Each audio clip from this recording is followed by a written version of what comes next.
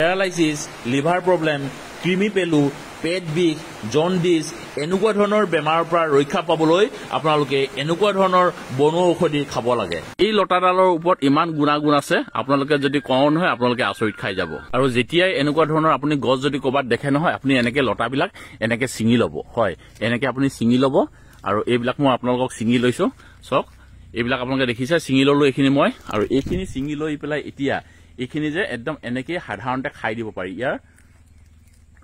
মই আপোনালোকক ইয়াৰ গুণাগুণখিনি যদি বিষয়ে আপোনালোকক যদি মই ক'বলৈ যাওঁ নহয়, আপোনালোকে এই গছজোপা বিচাৰি হাবাথুৰি খাই যাব। হয়, ইয়াৰ ইমান বেছি গুণাগুণ আছে। বন ঔষধি গুণ প্ৰতিজোপা গছতে এটা এটা নহয় গুণ আছেই। হয়, আমি ইমানবিলাক হাবি জংঘল গছ গছনি আমি লতা বন দেখি থাকো, কিন্তু আমি বন ঔষধি গুণৰ সেই বিষয়ে আমি কেতিয়াও নাজানো। আৰু আজি মই আপোনালোকক এনেকুৱা এবিধ বন ঔষধিৰ বিষয়ে আপোনালোকক ক'ম, যি বন ঔষধি খালে আমাৰ বহু ধৰণৰ বেমাৰ আজাৰৰ পৰা আমি মুক্ত হ'ব পাৰোঁ। হয়, আমি বহুতে সদায় দেখি থাকোঁ, কিন্তু আমি গমেই নাপাওঁ যে এইজোপা গছত বা এইডাল লতাত বা এই জীৱটোত যে এনেকুৱা ধৰণৰ যে গুণ আছে, আৰু সেই বিষয়ে আমি নজনাৰ কাৰণে এইবিলাক আমি অযথাই এনেই কাটি কুটি আমি শেষ কৰি পেলাওঁ। কিন্তু তাৰ যদি গুণাগুণ যদি আপুনি গম পায়, আপুনি আচৰিত খাই যাব।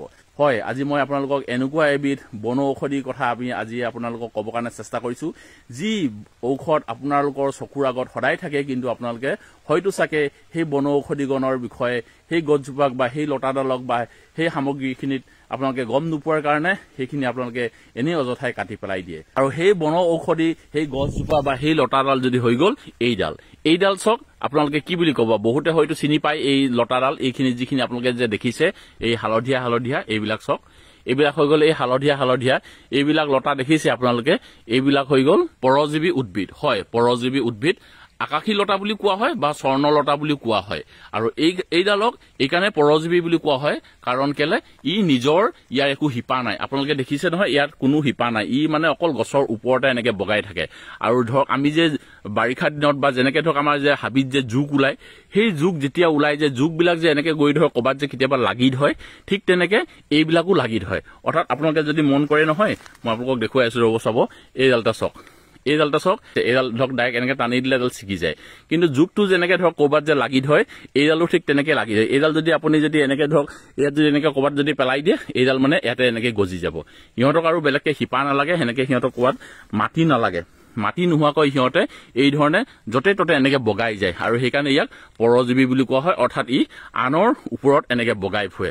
আৰু এই লতাডালৰ ওপৰত ইমান গুণাগুণ আছে, আপোনালোকে যদি কওঁ নহয় আপোনালোকে আচৰিত খাই যাব। আৰু যেতিয়াই এনেকুৱা ধৰণৰ আপুনি গছ যদি ক'ৰবাত দেখে নহয়, আপুনি এনেকে লতাবিলাক এনেকে ছিঙি ল'ব। হয়, এনেকে আপুনি ছিঙি ল'ব।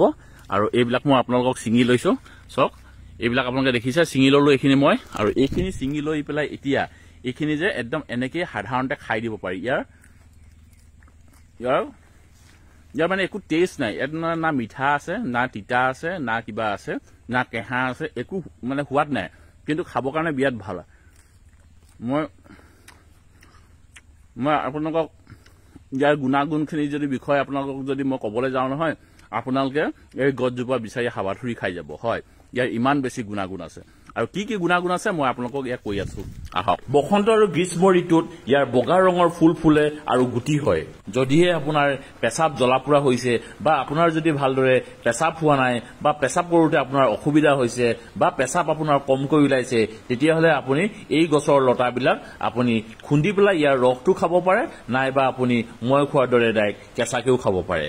আৰু যদিহে কেতিয়াবা ধৰক আপোনাৰ হাত ভৰিত কাটিছে, বা ক'ৰবাত যদি আপোনাৰ ধৰক তেজ ওলাইছে, তেতিয়াহ'লে আপুনি এই গছৰ লতাখিনি আপোনালোকে হাতে মোহাৰি সেই জেগা টুকুৰাত ভালকে যদি আপুনি মোহাৰি পেলাই যদি সানি দিয়ে, তেতিয়া ব্লাডটো আপোনাৰ অৰ্থাৎ তেজটো লগে লগে বন্ধ হৈ যায়। আৰু যদিহে কাৰোবাৰ কৃমি পেলু হৈছে, বা খুব পেটটো জ্বলে পুৰে, বা খুব পেটটো বিষাই থাকে, তেতিয়াহ'লে আপোনালোকে এই লতাডাল আপোনালোকে পিচি মেলিও খাব পাৰে বা কেঁচাকেও খাব পাৰে।